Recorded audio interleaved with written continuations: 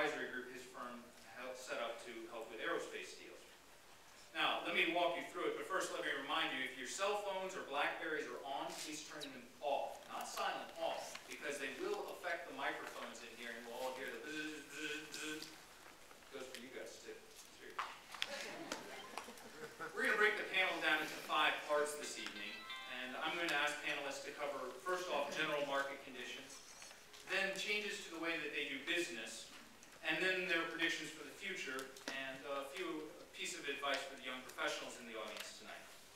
That's the 4 parts. The 5th part will be your questions. We don't have a microphone tonight, so what I'm going to ask you to do is stand up, say your name, and tell us your question. I'll repeat it for the rest of the group. Gentlemen, are you ready?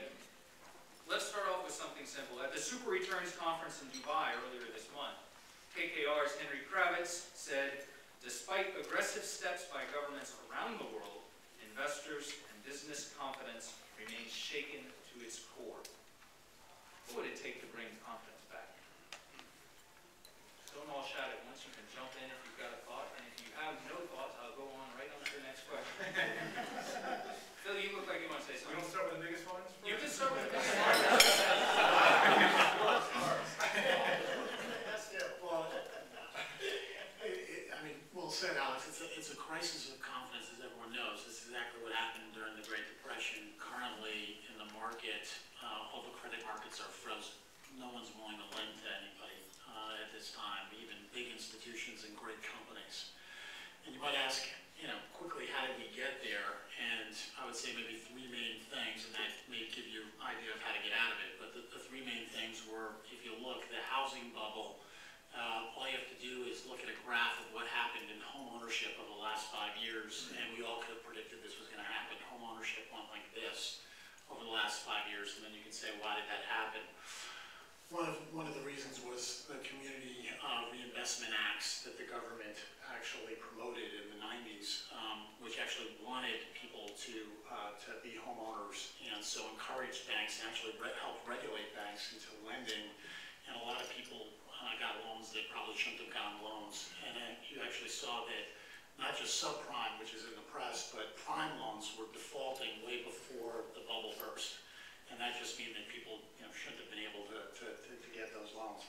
The second thing was cheap money. So after the 2001 9/11, basically our Fed kept rates, short-term rates at about 1%, and probably did that for too long, and that encouraged a lot of quick borrowing, and asset prices went up. And then the third thing, which is also relevant, is that banks started doing different things. They started making more money doing trading than they were as advisors. And they took on a lot of debt and did a lot of riskier things than they were doing before. And so banks had 30-to-1 leverage ratios versus earlier when they normally were around 8-to-1, which means that when something blew up, they didn't have the cushion to cushion the fall. So what to be done now? Well, I think everyone in our community believes that the government had to step in. Fortunately, we have a well-capitalized government. If you look, the Swiss, for example, cannot bail out UBS. If UBS were to go under, the Swiss government doesn't have the wherewithal to bail them out. That's a scary situation. We are fortunate that we're not in that now.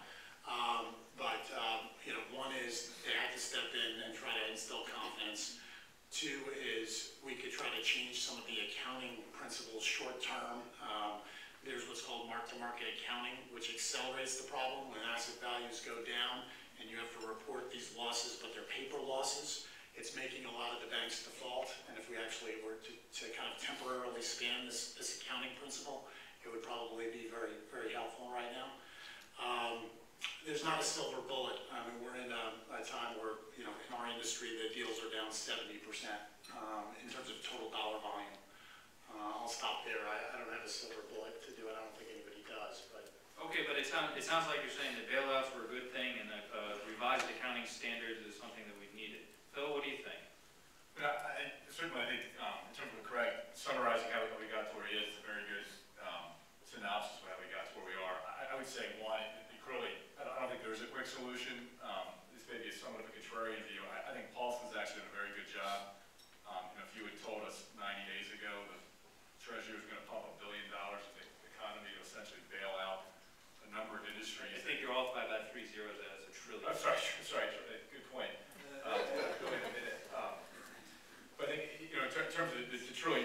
out there. Who would have thought? It's in some industries that don't resonate with, mainstream America, which is an overused term. But I think the Fed and the Treasury's gone out on a limb. I think it's going to take time, and I think pumping money in the economy, and whether or not it's a bailout or it's a safety net, whatever you want to call it, I think what they're doing is the only thing you can do here. And at some point, it's just going to have to come back with consumers. I'll tell you, we invest a lot in the media space right now, which a lot of advertising revenue influences the companies we own. And I think media tends to be in the front side of what happens in the economy when retail establishments or restaurants or whoever else start having tough times. They generally stop the media spend, thinking it's discretionary spend. And I'll tell you, it is really bad on the consumer spending side right now. I know there's been some press this week about where consumer confidence is. I think across the board, what we're seeing is it's a lot worse than certainly a couple weeks ago. But I think the general world was thinking about consumer confidence and consumer spending. So at some point. Scott, what about you? What do we need to bring back confidence for investors, particularly? Look, I think it's all about the credit market, right? The stock market's probably fairly valued right now in my mind. Just, even though it's down, the denominator's coming down pretty hard. So I bet you multiples really aren't down that much. But, the key is housing credit, right? If you try to get a loan right now, you are shut down. Whether you're a corporate borrower, a hedge fund, an individual, try going to buy a car, right? You can't do it, right? That's got to change for things to get better. It's been a tough year for Treasury Secretary Henry Paulson. He said recently, "I feel like Butch Cassidy and the Sundance Kid. Who are these guys that just keep coming?" We know how Phil feels. What has he done right or wrong since then? You want to jump on that, Craig? Well, I mean, I think that, a few things. One is, I would have liked to see the central government try to structure deals similar to the deals Warren Buffett's getting. Warren Buffett, by the way, is trying to do his part, him and Charlie Munger, in instilling confidence, because this is a psychology that we're all part of, and it's very hard to understand, but it's a herd mentality, and it happens both at the banks and institutions and amongst all of us. And so Buffett and Charlie Munger have come out publicly saying that this is one of the greatest buying opportunities, and Buffett said in his personal account, he will own 100% equities very soon. So he's trying to actually change the dynamic. But, one is I think they could have structured some of those deals better. I think they could have reacted a little quicker maybe on this accounting issue, which is kind of a paper issue and could have been corrected. I think that, a lot of people criticize whether Lehman Brothers should have been let go or not. What's your take? It wouldn't have mattered.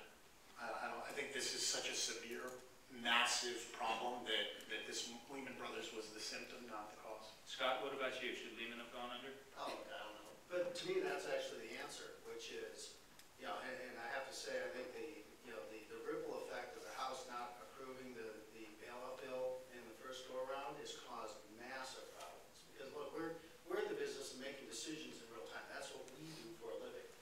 You can't figure it out in real time. You don't know. You're always guessing about something.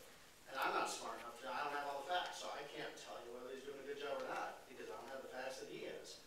My guess is, he probably is, because he's a really smart guy. He's the CEO of Goldman Sachs. He's no idiot. And I think the thing I give him a lot of credit for, frankly, both Bernanke and Paulson, is making decisions. Because one thing I know is, the thing that paralyzes you is being indecisive. And just making a decision often is the most important thing. And the guy's making decisions in real time, and I give him a ton of credit. What did you think about the Fed's decision today to cut rates by a full half point? No real idea, because I don't have the data on that either, but generally it looks helpful. I think Yeah. the Fed's in there doing stuff to try to really pump this up. I'm not sure it makes a bit of difference right now in the very near term, just the perspective of it. This isn't a question of investors, chasing yield of, geez, I won't lend at 6%, but boy, if I can get 6.5%, I'm motivated to put money out to work. And similarly, I think on the business borrowing side, I just don't think that the banks would open the ball whether or not they're borrowing from the Fed at 1% or 2%. So I think it's just a question at some point the world's got to get back to a stop hoarding cash, stop worrying about liquidity, and actually, geez, in terms of the issues that the pension fund, any group's got 20 years out, you've got to make yield at some point here.